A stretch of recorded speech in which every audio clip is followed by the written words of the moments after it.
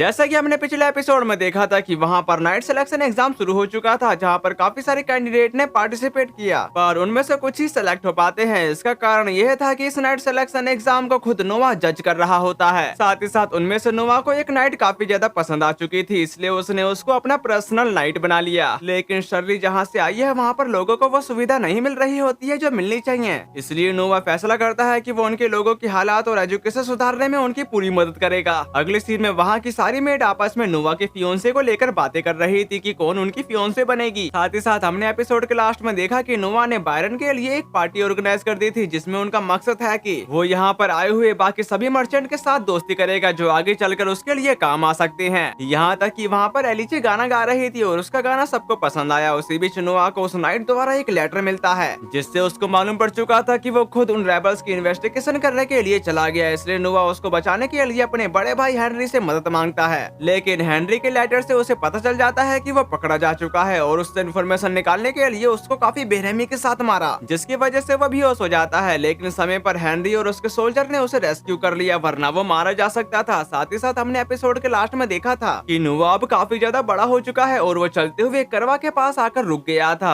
अब आगे next episode की शुरुआत नोवा के मैंसन का सीन दिखाते हुए होती है, जहाँ पर एक मेड ने नोवा के गिलास पर पानी भर दिया था। साथ ही साथ हमें यह भी पता चलता है कि नोवा अरेरेट द वाइस प्रिंस अब 12 साल का हो चुका है। उसी वक्त नोवा एक मेड से सवाल करता है, क्या कोई बात है जो तुमको परेशान कर रही है? और उसका नाम गिरी था। तभी गिरी सामने का नजारा देखने के साथ बताना शुरू करती है, आपको बर्थडे गिफ्ट देने वालों की लाइन अभी तक खत्म नहीं हुई है और उसको 3 दिन हो गए हैं। उसकी इस बात पर नोवा भी एग्री था, जबकि जोई कहती है कि ये पिछले साल पूरे 1 हफ्ते तक चला था। 1 हफ्ते वाली बात को सुनकर गिरी काफी ज्यादा हैरान हो चुकी थी, जबकि नोवा बताना शुरू करता है, मैं बस उन्हें लेकर काम खत्म नहीं कर सकता। वैसे भी मिली हुई चीज और उसे भेजने वालों की इन्फॉर्मेशन डिटेल में रिकॉर्ड करनी होती है, इसमें काफी समय लगता है। लेकिन मुझे यकीन है कि एवलिन सब कुछ अच्छे से संभाल लेगी। और मुझे माफ करना कि मैं इस मेड का नाम गिरी गिरी कर रहा हूँ, असल में इसका नाम गिगी है। फिर इसके बाद नोवा वहाँ से जाने लगा, तभी हमें एक लड़की बता रही थी, प्रिंस नोवा जो अब 12 साल का हो गया है, उसे मैजिकल सोर्ड लेवितान में पूरी तरह से मास्टरी हासिल करने के लिए जाना जाता है और वह सीधे इंपीरियल ऑर्डर से मिलिट्री अफेयर्स के मिनिस्ट्री में तैनात किया गया है, जो इंपीरियल आर्मी की देखरेख करता है। जिसके बाद नोवा मिनिस्ट्री ऑफ मिलिट्री अफेयर्स के मेंशन में पहुंचने के साथ एक गार्ड से कहता है, मैं नोवा एरेरेट हूँ। उसका नाम जानने के बाद उस गार्ड ने वो गेट खोल दिया था, जिसके बाद नोवा उस गेट में एंटर करता है, जहाँ पर हेनरी उसी का ही इंतजार कर रहा था। साथ ही साथ हम वहाँ पर एक न्यू पर्सन को देख पाते हैं जो नोवा को गुड मॉर्निंग कहता है। ये बात सुनकर नोवा कहता कि मुझे बताया गया था कि आप मुझसे मिलना चाहते हैं भाई। उसकी इस बात पर हेनरी बताता कि मैं तुम्हारी राय जानना चाहता था और हमें इंपीरियल कमांड मिला है कि रिक्स यहाँ से एक फौज लेकर साउथर्न बॉर्डर पर हो रहे रेबिलियन को दबाने जाएं। अगर उन बर्बर लोगों पर थोड़ी भी दया दिखाई गई तो वे और ज्यादा कर जाएंगे, इसलिए हमें उन्हें यह दिखाने के लिए एक रेगुलर आर्मी भेजनी होगी, ताकि हम यह दिखा सके कि हमारी आर्मी कितनी ज्यादा ताकतवर है। उसकी ऐसी बातों को सुनकर नोवा अपने मन में कहा कि रिस्क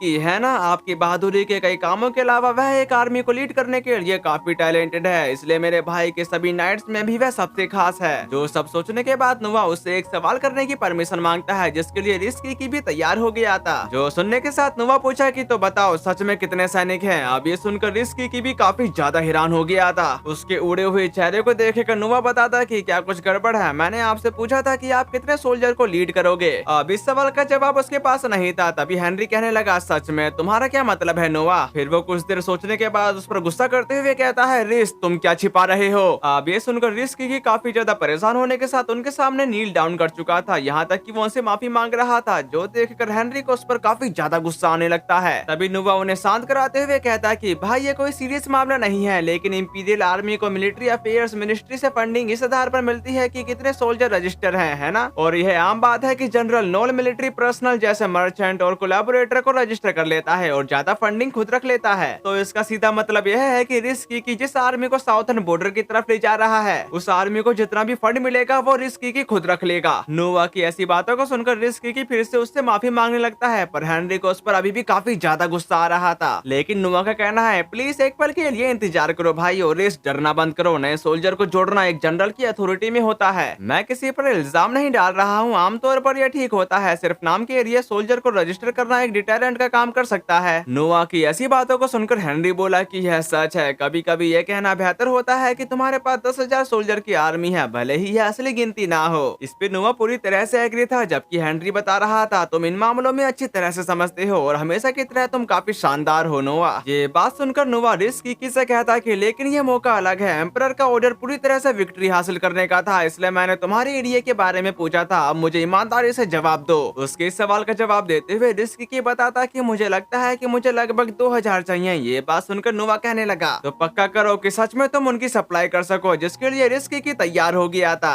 दूसरी तरफ नोवा हेनरी से पेन और कागज मांगने लगता है, जिसके कुछ देर बाद नोवा को पेन कागज मिल जाता है। फिर वो उसमें कुछ लिखने के साथ रिस्क के सामने पेश करते हुए कहता कि इससे मिलिट्री अफेयर्स मिनिस्ट्री में ले जाओ, वह मिसलेनियस खर्चों के लिए 2000 और देंगे, जो ज्यादा बचेगा वह तुम्हारा होगा, इसलिए इसे ले लो और बदले में मैं हार बर्दाश्त नहीं करूंगा, समझे। जिसके लिए रिस्क की घबराते हुए इसके लिए मान गया था। तभी हेनरी बताता कि वाह वाह, गाजर और स्टिक का कितना शानदार इस्तेमाल किया है। फिर हम बाहर की तरफ आते हैं, जहाँ पर दो करवा अपने अपने रास्ते की तरफ जा रहे थे और उनमें से एक करवा में हेनरी था, दूसरे करवा में नोवा। रास्ते में हेनरी नोवा से सवाल करता है, वैसे नोवा तुमने अभी तक बैटल का एक्सपीरियंस नहीं किया है ना। जिस बात पर नोवा एग्री करते हुए अपने मन में कहने लगा 12 साल की एज में भी यह इंपीरियल फैमिली का रूल है कि कई रॉयल बच्चे समय से पहले मर जाते हैं, जिसका मतलब है कि वह जन्म के बाद ज्यादा समय तक जिंदा नहीं रहते। ऑफिशियल तौर पर इसका कारण किसी क्वीन को बताया जाता है, लेकिन उनमें से ज्यादातर को ज्यादा पावर के लिए मुकाबला करने वालों द्वारा जगह देकर मारा गया माना जाता है। इसलिए किसी भी तरह से एक प्रिंस एक कीमती जिंदा सक्सेसर होता है, उन्हें तब तक बैटल में जाने की इजाजत नहीं होती जब तक वह बड़े होकर यंग ना हो जाएं। दूसरी तरफ हेनरी उससे कहता है, अब तुम 12 साल के हो गए हो, तो अगर तुम अपने मैनर पर राज करने से पहले कुछ एक्सपीरियंस हासिल कर रहे हो तो यह ज्यादा अच्छा नहीं लगेगा। उनके इस सवाल का जवाब देते हुए नोवा बताता है कि अगर एम्परर मुझे जाने का ऑर्डर देंगे तो मैं किसी भी समय जाने के लिए तैयार हो जाऊंगा। उसकी इस बात पर हेनरी बताता कि तुम्हारे पास मैजिकल सोर्ड है, मुझे नहीं लगता कि तुम्हें ज्यादा मुश्किल होगी। जो सुनकर नोवा उसके कैंपेन के बारे में पूछता है, भाई तुम्हारा पहला कैंपेन कब था? और वो उसके इस सवाल का जवाब दे पाता तभी करवा का ड्राइवर एकदम से हड़बड़ाते हुए करवा को रोक लेता है, और उसने ऐसा इसलिए किया क्योंकि एकदम से उसके सामने एक लड़की आ गई थी, जो देखकर वो उससे इसका रीजन पूछता है, लेकिन वो लड़की उससे मदद मांग रही थी। साथ ही साथ वहाँ पर और भी बच्चे आ जाते हैं, यहाँ तक कि उन बच्चों के पीछे पीछे कुछ बदमाश भी आ चुके थे और वो आते के साथ उस लड़की के बालों को पकड़ लेते हैं, जबकि उसके बाकी साथी उन बच्चों को पकड़ते हुए कह रहे थे तुम तो बस मुसीबत हो और भागने की कोशिश करने का कोई फायदा नहीं है। जबकि वो लड़की तड़पते हुए आसपास के लोगों से मदद मांग रही थी, पर वहाँ के लोग तमाशा देखने के सिवा कुछ भी नहीं कर रहे थे। जिसके बाद वो मुस्टंडे उन बच्चों को वहाँ से ले जाने ही वाले थे, तभी नोवा करवा से उतरने के साथ उन्हें रुकने को कह रहा था, जो देखकर उन गुंडों का लीडर बोला, छोटे बदमाश अपने काम से काम रखो। जबकि नोवा उनकी तरफ बढ़ते हुए कह रहा था, तुम्हारा रजिस्ट्रेशन कहाँ है, तुम्हारे डॉक्यूमेंट कहाँ है और तुम्हारे बिजनेस का नाम क्या है, मुझे जवाब दो। तुम्हें पता है ना, इंपीरियल लॉ के तहत बिना रजिस्ट्रेशन के स्लेव का बिजनेस करना एक सीरियस क्राइम है। उसकी ऐसी बातों को सुनकर वो तीनों बदमाश उस पर हमला करते हुए कहने लगे, चुप रहो छोटे बदमाश। उनको अपनी तरफ आता देखकर नोवा बड़े स्टाइल के साथ अपने ब्रेसलेट में से लेविथान को बाहर की तरफ निकाल चुका। जो सब करने के बाद वो उन पर अटैक करने के लिए चला गया था। फिर वो उनको एक एक करके चारों खाने चित कर चुका। नोवा की ऐसी स्किल को देखकर वहाँ के आसपास के लोग काफी ज्यादा हैरान होते हुए कह रहे थे, वाह इनक्रेडिबल, उसने खुद को एक असली सोर्ड मास्टर की तरह संभाला, मुझे बताओ वह किस फैमिली से है।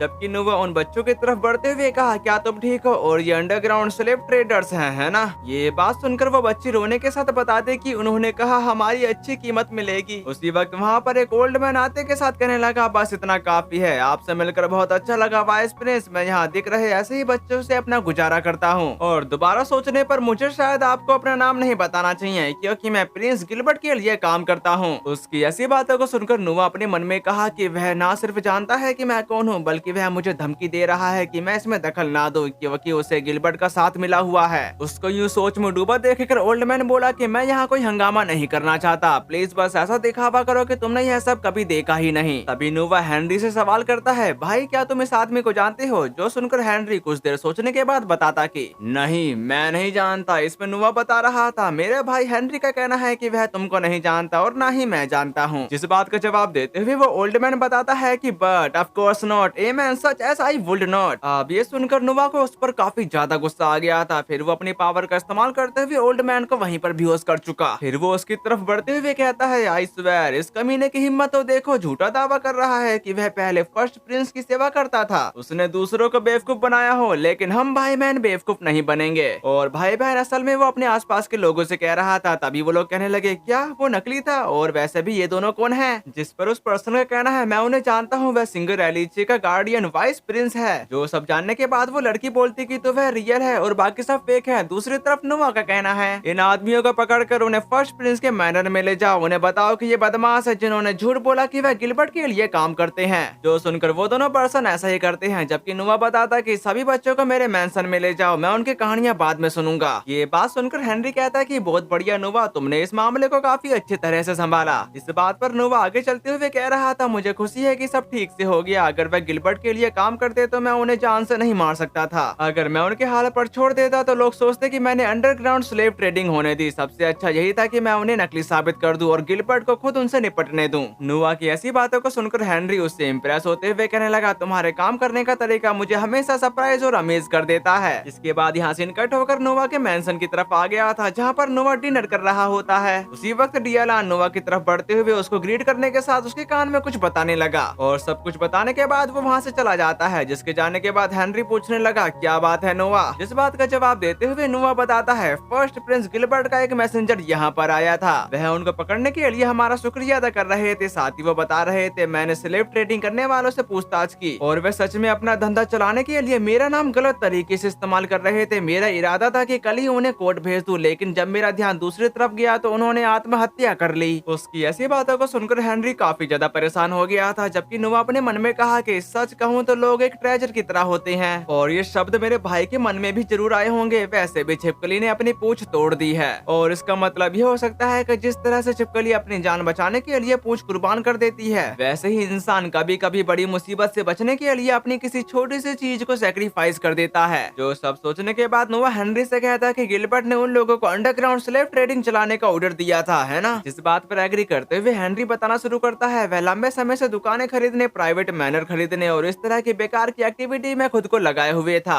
जिस पर नोवा का कहना है, आप उसे ब्लेम नहीं कर सकते। गिलबर्ट शायद फर्स्ट प्रिंस हो सकता है, लेकिन वह एक रखेल का बेटा है, इसी वजह से वह थ्रोन पर नहीं बैठ सकता। इसलिए वह अपना गुस्सा निकालने के लिए कुछ ऐसा ढूंढ रहा है जो वह थ्रोन पर बैठे बिना भी कर सके। वैसे भी स्लेव का व्यापार और प्राइवेट मैनर तो बस बहाने हैं। अब ये सुनकर हेनरी शौक होते हुए कह रहा था, क्या तुम्हें भी यह पता है? यार तुम हमेशा मुझे हैरान कर देते हो। उसकी इस बात पर नोवा बताता कि थोड़ा सोच विचार करने के बाद कोई भी इसका हल आसानी से निकाल सकता है। ये बात सुनकर हेनरी कहता है कि नहीं, बिल्कुल नहीं, इस पूरी बात से मुझे उल्टी जैसा महसूस हो रहा था, लेकिन अब मैं थोड़ा बेहतर महसूस कर रहा हूँ। नेक्स्ट सीन में हम उन्हीं बच्चों को देखते हैं जिन बच्चों को नोवा के पास लाया जा चुका था, जिनको अपने सामने देखकर नोवा बताना शुरू करता है, मैंने कुछ जुगाड़ किया है, तुम में से किसी को बेचा नहीं जाएगा, अब तुम आजाद हो। उसकी ऐसी बातों को सुनकर वो बच्चे अब एक दूसरे का मुंह ताकने लगते हैं, क्योंकि उनको विश्वास ही नहीं हो रहा था कि हम आजाद भी हो सकते हैं। दूसरी तरफ बैठा हुआ नोवा जो एकदम खतरनाक दिख रहा होता है, साथ ही वो अपने मन में कहा, क्या ये वही है जो मैं सोच रहा हूँ? फिर वो उनसे पूछ ही लेता है कि क्या तुम्हारे पास कहीं जाने की जगह नहीं है? जिस पर वो बच्चे मना करते हुए बताते कि मुझे इस साल धान का बीज खरीदने के लिए पैसे के बदले बेचा गया था, यानी उसके माँ बाप ने ही इसको बेच दिया। फिर बाकी बच्चे बताना शुरू करते हैं, मुझे मेरी माँ का फ्यूनरल का खर्च उठाने के लिए बेच दिया गया था और मेरे डैड को जुआ काफी पसंद है, इसलिए उन्होंने मुझे बेच दिया। उन सब की ऐसी बातों को सुनकर नोवा सोच रहा था, जैसा मुझे शक था, उनके पास लौटने के लिए कोई घर नहीं है और ऐसे मॉम डैड के साथ अगर वह फिर से घर भी जाते हैं तो उन्हें फिर से बेच दिया जाएगा। डियालान, मैं उन्हें अपने पास रखूंगा, उनके लिए जॉब और सोने की जगह ढूंढो जहाँ भी मिले, और कोई पढ़ना चाहता है तो मैं उनकी मदद करूंगा। अब ये सुनकर डियालान इसके लिए तैयार हो गया था, जबकि वो बच्चे कह रहे थे कि आप हमें खरीदने जा रहे हैं। उनकी ऐसी बातों को सुनकर नोवा उनके पास बैठते हुए कहता है, मैं तुम्हें खरीद नहीं रहा हूँ, अगर तुम जाना चाहते हो तो तुम कभी भी जा सकते हो, लेकिन एक चीज जो मैं बर्दाश्त नहीं करूंगा वह है धोखा। फिर वो अपने मन में कहा, क्या ये उनके लिए काफी ज्यादा मुश्किल है? जबकि डियालान बताना शुरू करता है, सुनो बच्चों, हिज हाइनेस के काइंडनेस के लिए आभारी रहो और अपना सबसे बेस्ट करो, चलो जल्दी से उनको शुक्रिया कहो। फिर वो उसका शुक्रिया अदा करने के बाद डियालान के पीछे पीछे चले जाते हैं।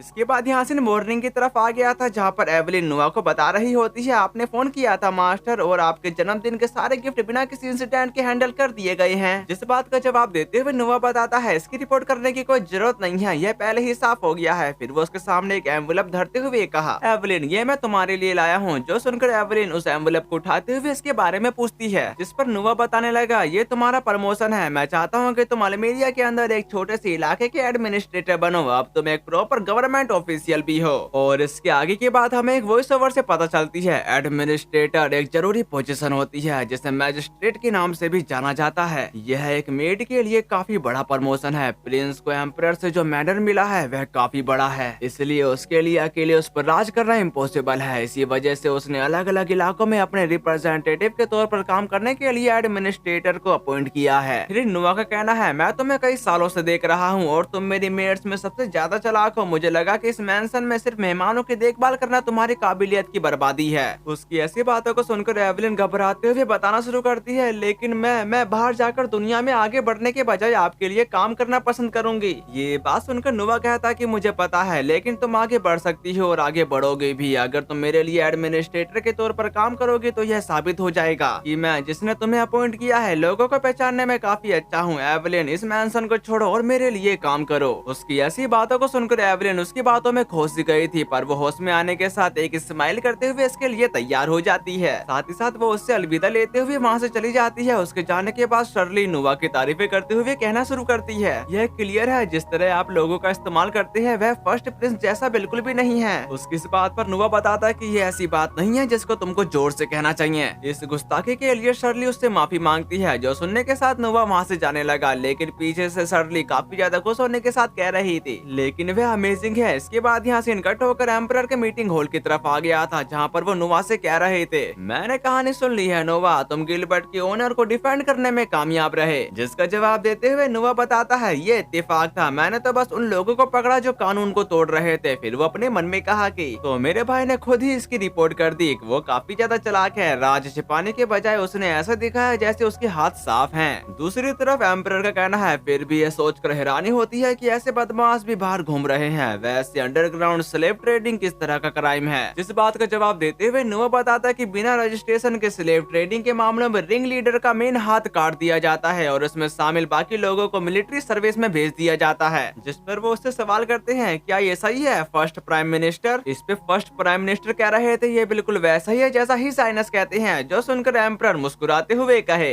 वैसे क्या तुमको चोट लगी है? मैंने सुना है कि क्रिमिनल्स को काफी ज्यादा गुस्सा आ गया और उन्होंने तुम पर अटैक कर दिया। जिस पर नोवा का कहना है, शुक्र है मैं उन पर भारी पड़ने में कामयाब रहा। ये बात सुनकर एम्परर कहते कि मुझे लगता है क्योंकि यह तुम हो इसलिए मुझे पूछने की जरूरत नहीं पड़ी। अगर मैं होता तो मैं अंडर कवर होता, इसलिए अपनी पहचान बताऊं या नहीं इस पर बहस करते हुए मैं हार सकता था। उसी बीच फर्स्ट प्राइम मिनिस्टर बताते हैं कि यह इंपीरियल फैमिली के खिलाफ एक क्राइम होता है जिसके लिए मौत की सजा भी मिल सकती है। अब ये सुनकर वहाँ के सारे लोग हंसने लगे थे। उनको हंसता देखकर नोवा कहने लगा, नहीं, इंपीरियल लॉ के तहत अगर क्रिमिनल को मैजिस्ट्री की पहचान नहीं पता है, दूसरे शब्दों में अगर वह अंडर कवर है और उसने अभी तक अपना नाम नहीं बताया है, तो इंपीरियल फैमिली के खिलाफ कोई क्राइम नहीं माना जाएगा, बल्कि इसे सिर्फ हमला माना जाता है। अब ये सुनकर जो लोग हंस रहे थे अब उनके पसीने छूटने लगे, जबकि नोवा अपने मन में कहता कि क्या मैं कुछ ज्यादा बोल गया? एम्परर से क्या कहना रूड माना जाता है और क्या नहीं? ये एक नाजुक मामला है। अगर वह सिर्फ अंदाजा लगा रहे थे तो शायद मुझे उनकी गलती नहीं बतानी चाहिए थी। सच बोलना हमेशा अच्छा होता है, लेकिन तब नहीं जब इससे प्राइम मिनिस्टर की इमेज खराब हो। क्या मुझे माफी मांगनी चाहिए? उसी वक्त वहाँ पर काफी ज्यादा इंटेंस सिचुएशन हो रही थी। तभी एम्परर हंसने के साथ कहे, खैर मैं कहूँगा कि मैंने एक शर्त जीत ली। जबकि प्राइम मिनिस्टर कहते कि हाँ, मुझे लगता है कि मैंने उसे कुछ ज्यादा ही कम आंका। वहीं दूसरी तरफ नोवा पूछा, आखिरकार आप लोगों का मतलब क्या है? जिस पर एम्परर बताने लगे, मेरी फर्स्ट प्राइम मिनिस्टर के साथ एक छोटी सी शर्त लगी थी, यह देखने के लिए एक टेस्ट था कि तुम लॉ के बारे में बता सकती हो या नहीं। पर मुझे हमेशा से पता था तुम लॉ के मामलों में सख्त और फेयर हो। मैं बस पक्का करने के लिए टेस्ट कर रहा था। वैसे नोवा एम्परर के नाम पर मैं नोवा अरेरेट को हमारा मिनिस्टर अपॉइंट करता हूँ। एम्परर की ऐसी बातों को सुनकर वहाँ के सारे लोग काफी ज्यादा हैरान हो चुके थे। साथ ही वो बातें कर रहे थे, अब वह फोर्थ प्रिंस के बाद दूसरा मिनिस्टर प्रिंस है। नोवा जस्टिस के प्रिंस की जय हो। फिर वो सारे के सारे एक साथ कहे, बंजाई बंजाई बंजाई। वहाँ की ऐसी बातों को सुनकर नोवा के होश उड़ चुके थे। फिर यहाँ से इकट्ठ होकर उसी मैंसन की तरफ आ गया था जहाँ पर एलिचे गाना गाने वाली थी। वहीं दूसरी तरफ नोवा एलिचे की तरफ देखते हुए अपने मन में कहा, मैंने तो बस वैसा ही जवाब दिया जो मैं हमेशा देता हूँ और मुझे जस्टिस मंत्री बना दिया। फिर वो उन पलों को याद करते हुए कहता कि क्या मैं इस बात को कुछ ज्यादा ही बड़ा चढ़ा कर बता रहा हूँ या इस फैसले के पीछे कुछ और वजह थी। साथ ही साथ वहाँ पर एलिचे ने गाना शुरू कर दिया था, जो सुनकर वहाँ के लोग इम्प्रेस होते हुए कहना शुरू करते हैं, मैं समझ सकता हूँ कि वह अभी पूरे एम्पायर में सबसे पॉपुलर सिंगर क्यों है। यहाँ तक कि उसकी कितनी खूबसूरत आवाज है, ऐसा लग रहा है जैसे मेरा दिल साफ हो गया है। दूसरी तरफ नोवा एलिचे का गाना सुनने के बाद खुद को मोटिवेट करते हुए कहता है कि सच है, हो सकता है कि अभी इसके बारे में सोचना ठीक ना हो। नेक्स्ट सीन में शर्ली काफी ज्यादा ट्रेनिंग करते हुए खुद को और ज्यादा मजबूत कर रही होती है। यहाँ तक कि एवलिन की जाने की खबर की वजह से वहाँ की मेट्स इमोशनल हो चुकी थी। साथ ही साथ उन बच्चों को अब खाने को खाना मिलने लगा था। वहीं दूसरी तरफ अल्बर्ट अपने गिलास को तोड़ने के साथ एक इवल स्माइल करने लगता है। फिर इसके बाद यहाँ सिनकट होकर एम्परर के पैलेस की तरफ आ गया था, जहाँ पर फर्स्ट प्राइम मिनिस्टर एम्परर को बता रहा होता है योर मैजेस्टी, ऐसा लगता है कि रिपोर्ट सच थी। जो सुनकर एम्परर बताते कि मैं तुम्हें इसे संभालने देता हूँ, जिसके लिए फर्स्ट प्राइम मिनिस्टर तैयार हो गया था। लेकिन एम्परर परेशान होते हुए कहे, लगता है अब समय और इंतजार नहीं करेगा। और इसी के साथ हमारा ये वाला एपिसोड खत्म होता है। और जाते समय लाइक और कमेंट करके जरूर जाना। अगर आप लोगों ने हाइप कर दिया तो मेरे को और भी ज्यादा खुशी होगी। तो फिर मिलते हैं, सायोनारा।